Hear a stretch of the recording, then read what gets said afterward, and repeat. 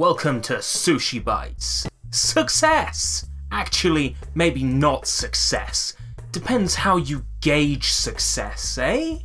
Because where the Cotton series hasn't been super successful in sales, and only saw one game released outside of Japan, actually, is it really that good at all? Well, yeah, sort of, I guess. Fantastic Night Dreams Cotton, the words are in that order on the title screen, so sod it, they're that way around, I don't care what Wikipedia says, was developed by Success and brought to the world by Sega, who stuffed it into arcades. It was mildly popular and saw several sequels. Woohoo! You play as Cotton, a pink-haired girl witch with an addiction to candies called Willows. So the main story of each game revolves around her getting some Willows somehow, usually by defeating hideously grotesque enemies. Fun, fun. This is the first installment, Fantastic Night Dreams Cotton, and this is the PlayStation version.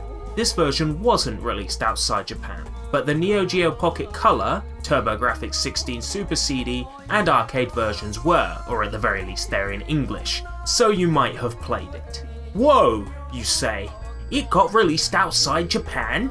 Why are you talking about it on SushiBites? Well, why not? None of the other games in the series were, and anyway, if you're picking a version of the game, the Japanese PlayStation version is clearly the best. Sure, it doesn't boast a CD soundtrack like the TurboGrafx 16 version, but it's a straight arcade port, rather than that butchered shit the TurboGrafx 16 Super CD version is. To call it Super CD is bullshit, nothing super about it. So Fantastic Night Dreams is pretty basic for a shooter. You can shoot magic bullets, drop bombs, keep on forgetting what you wrote down, using magic spells, and asking your fairy friends to sick on unsuspecting enemies. While Cotton, the fairy, and the premise of the game is goofy and dumb, the difficulty level and the mood of the game are unrelenting as all hell. It's a jokey game, it's a very jokey game with a jokey storyline, very comical, very humorous. But one place which that is immediately thrown on its head is how realistic and grotesque some of the environments in the game are. Second boss is a giant skeleton. You've got a boss later on in the game that's like Cleopatra with a wolf head for its stomach. You know, some of this stuff is truly horrifying, and it's it's quite a juxtaposition between that and the cute Cotton. Enemies take ridiculously large amounts of bullets, and every time you die your attacks get weaker. You level up your attacks to make them stronger, but if you keep dying, you can get stuck in a bad place. What more, continue twice, and you are flung back to the start of the stage. How bullshit. You go about shooting enemies and gaining experience. You also get these gems, they fall out of enemies, and if you shoot the gems, they change colour, like the bells in Twinbee, for example. But if you shoot them too much, they'll break. There are 4 colours that these gems can go. Yellow, which is the default colour, that just gives you experience. Then there's a darker yellow, a sort of orangey yellow, that gives you more experience. Then there's red, which is red fire dragon magic, and blue, which is lightning magic. Now the magic, to use that you have to hold down the shoot button until Cotton starts casting the spell, and then let go and she'll use the next magic in the lineup down the bottom. You can only store about 5 magics at a time, but if you keep dying, you're not going to have that many of them anyway.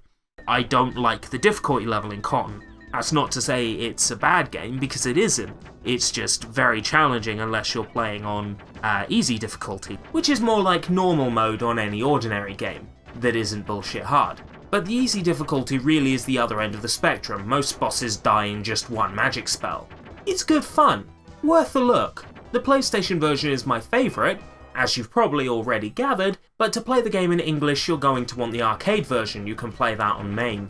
I'd love to see it on the Live Arcade or PlayStation Network, if those are even things anymore. They're not, are they? What draws me to Cotton is the cute art style, the disturbing art style, the fun gameplay, the excellent soundtrack, and the fact that it's available in a difficulty level that I would enjoy playing on, where I'm not forced to do things that are completely unexpected of me. The PlayStation version released on the Super Light label. You can get it for, I believe, 300 yen on the PlayStation Network store, so it's very, very cheap. And it's free to PlayStation Plus subscribers. Let's have a look at some other Cotton games as well, while we're here, seeing as this has been very short and very uninformative.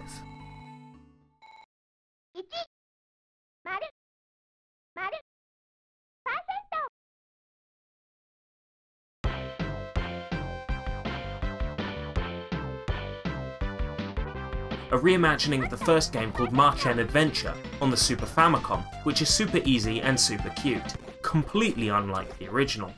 Worthy of the Super. It even has a cool looking remake of the second level, notably less horrific than before.